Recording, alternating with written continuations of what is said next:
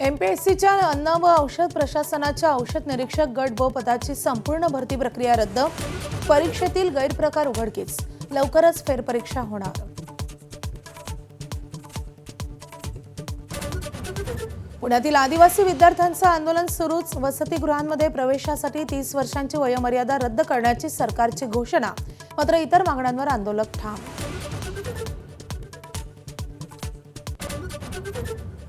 आदित्य ठाकरे आज रायगड आणि रत्नागिरीच्या दौऱ्यावर.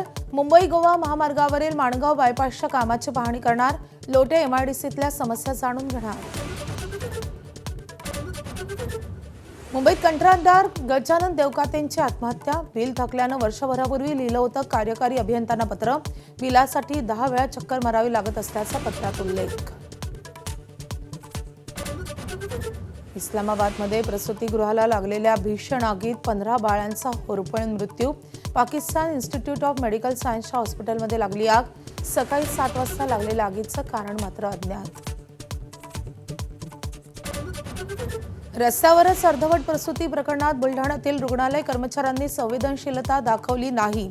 मेहकर ग्रामीण रुग्णालयाच्या वैद्यकीय अधीक्षकांची कबुली. संवादाचा अभाव असल्याचं केलं मान्य. अमेरिकेनं व्हिसा देण्याची प्रक्रिया थांबवली. व्हिसा संबंधित सर्व दूतावासांना अमेरिकेकडून प्रशिक्षण सुरू. अर्जदारांना ईमेल करून मुलाखती थांबवल्याचं कळवलं.